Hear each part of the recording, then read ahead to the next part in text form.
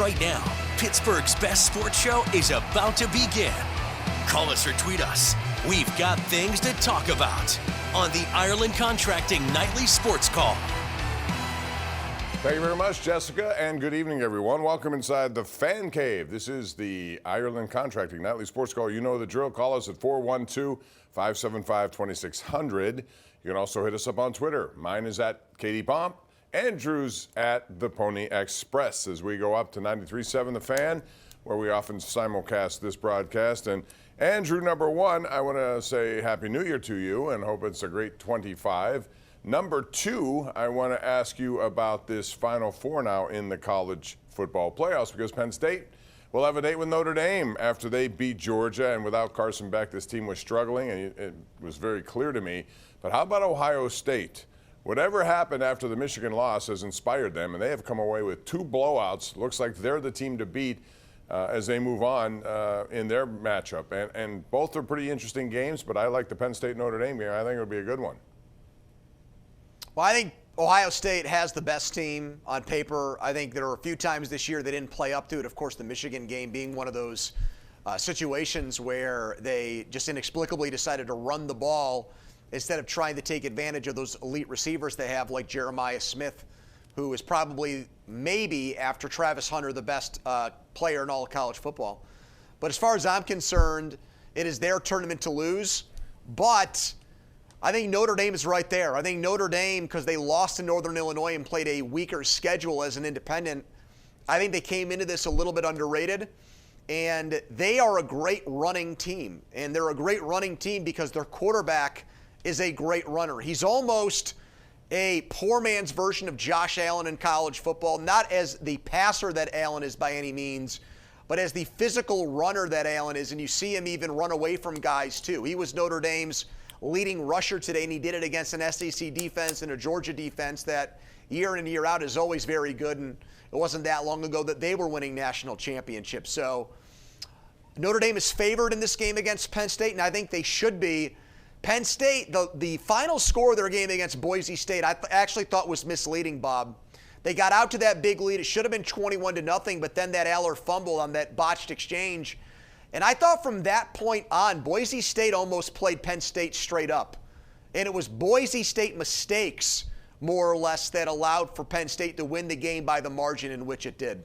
Yeah, they did a very good job on Ashton Genty, I thought, which was the key coming into that. Even though we got over 100 yards, it was only 2 and 3 yards a pop, it seems. So from that point of view, and their run game is really good. So it's going to be a battle of a couple of run games. Riley Leonard, I didn't expect to rush for almost 100 yards tonight, but that's what he did. Be very interesting to see how that comes out starting next week. All right, let's talk about today. The Pro Bowl came out. I was very interested to see this list, only because Patrick Mahomes is not on it. For AFC quarterbacks. Now, it's interesting to me only because of what he does late in games. It's because of Patrick Mahomes that Kansas City wins most of their games late because they're all close games. But I don't know how you could put him above guys like Allen, like Jackson, like Burrow in this particular year. Did you have a problem with that so-called snub? No, I didn't. First of all, I think that Patrick Mahomes has bigger fish to fry and cares about things other than the Pro Bowl, but at the same time, I don't think he will just ignore this, and I feel like he'll turn it into a chip on his shoulder and use it as motivation in winning 3 Super Bowls and trying to do it, that the NFL community thinks that those guys are better than him. And I don't think he's above that. I think he's wired like a Michael Jordan or a Kobe Bryant or somebody like that that's going to use this as fuel. Tom Brady uses this as fuel to his fire. No, those other 3 guys are having historic seasons. Now, Baker Mayfield, Sam Darnold, Jared Goff, they are not AFC quarterbacks, but I would say even those guys in the regular season have been better than Mahomes this year. But Mahomes does not want to be defined by regular season numbers anymore. It's about what he does in January and February. And I do expect the Chiefs to raise their game and maybe open up their playbook more once they get to the playoffs. All that being said, Bob, I don't really agree with their decision to rest their guys this week against Denver.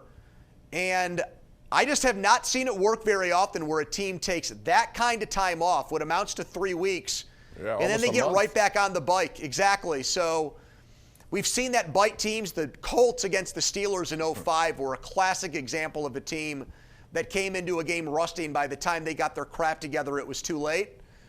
So I do think that has a chance to backfire on Kansas City, the way they're handling things going into this game this weekend. Yeah, we have a lot to get into. We'll also talk about the 4 Steelers who made it to the Pro Bowl, and one of them, to me, was strictly reputation.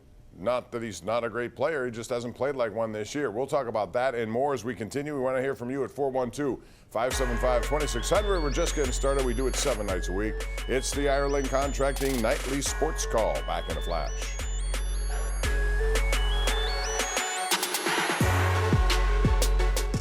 All right, welcome back. Bob Pompeani, Andrew Fillipponi with you. We have a tweet in from Nathaniel Watson who says, hey, Bob, Pony, what are the chances, odds, Penn State in that Notre Dame game? What are the current odds? Thanks from Nathaniel in Ohio. And Nathaniel, I think it says, Andrew says, like 1.5. The other one is, last I saw, 6.5 or so as Ohio State's over Texas.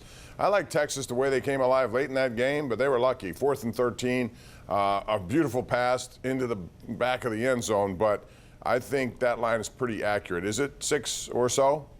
Yeah, it's 6 right now. I think it was as high as 6.5. It might on some sports books be a 6.5 point spread.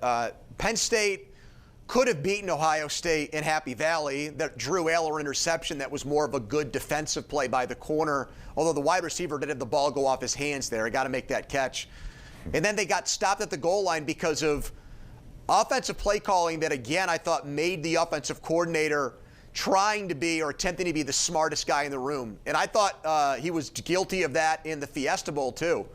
If they just ran the ball with Singleton and Allen on every play, Bob, I think they would have been unstoppable. I agree. But some of these play calling decisions just drove me nuts, and I'm not even a big Penn State fan, but I don't understand it, why so many plays, especially against a team where you're just better man on man, why does everything have to be deception or be a surprise or be, this creative outside the box play when you can just beat them straight up? And sometimes you try to do these razzmatazz complicated plays and you end up beating yourself. And I thought that Penn State did that too many times in that game the other night. But I will give Aller credit for the 3 touchdown passes. He didn't have a lot of completions in that game, but the ones he made, especially one to Reed, was outstanding.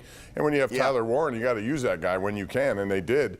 And he's going to be a very big part of that game against Notre Dame. All right, real quick, Boswell, Hayward, Watt, and Fitzpatrick. Again, all due respect to Minka Fitzpatrick, I just don't think he's having a Pro Bowl year based on what Pro Bowl years look like. The other 3 guys, I'm very slam dunk, especially Boswell. Your take? I agree. I think that Minka Fitzpatrick probably won it not only on reputation, but there's not really a big, wide group of great free safeties in the AFC, so I think he benefits from that too. When in doubt, give it to the guy that's done it year after year. I thought his comments today, when he was asked about this, I thought he sounded like a guy that was a little bit frustrated by the way the Steelers had used him this year.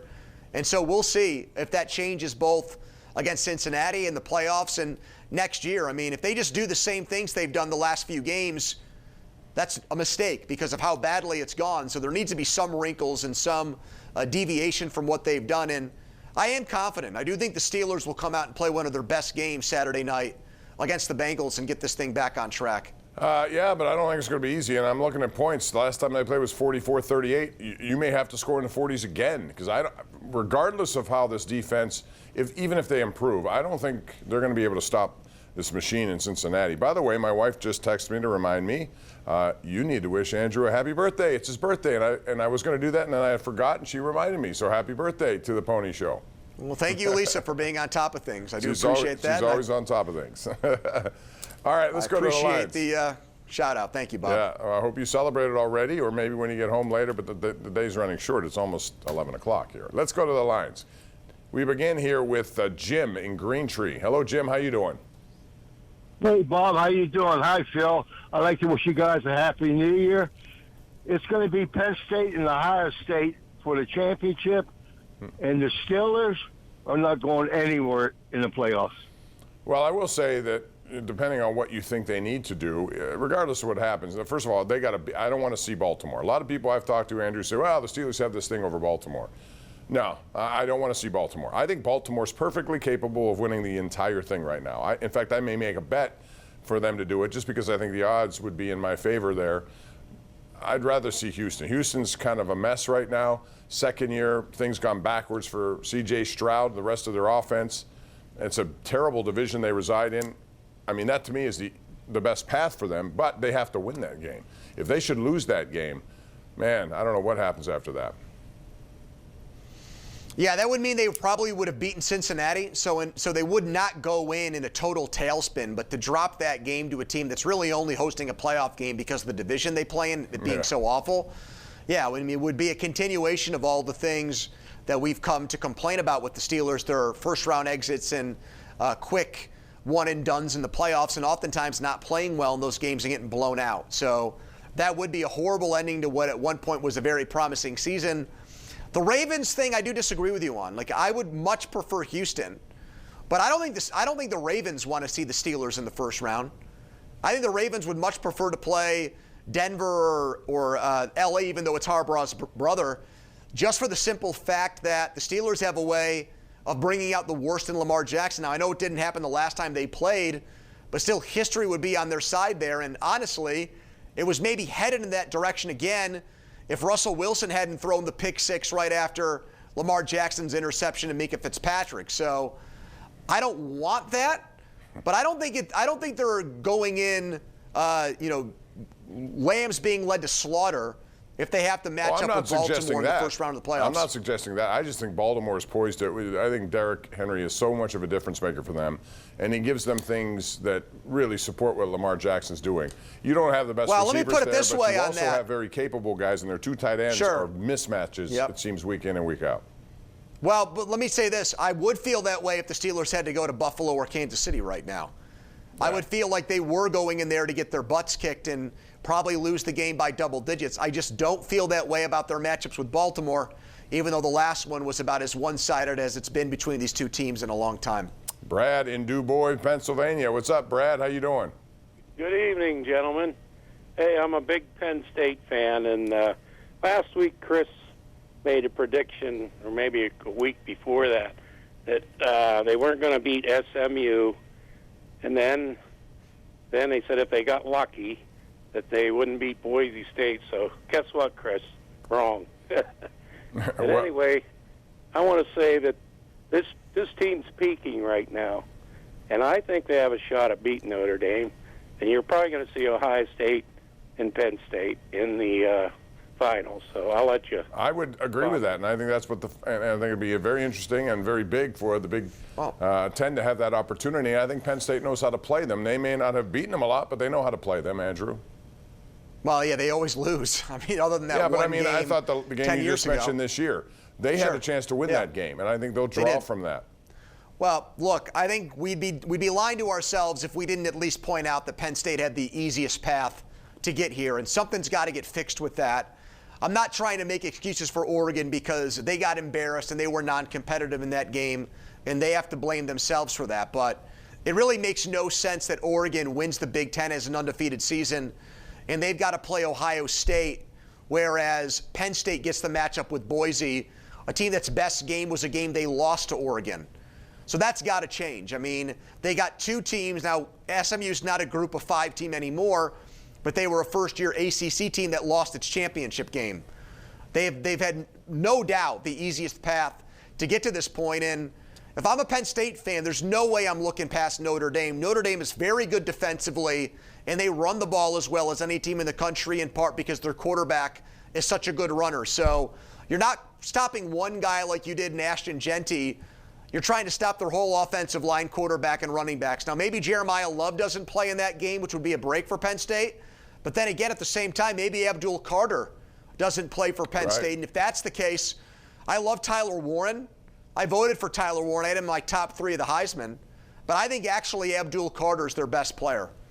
He's their Micah Parsons in 2024, Bob. That would be a massive loss for them if he can't play. Yeah, I totally agree with that. And we'll see. They have a little bit of time to get that figured out.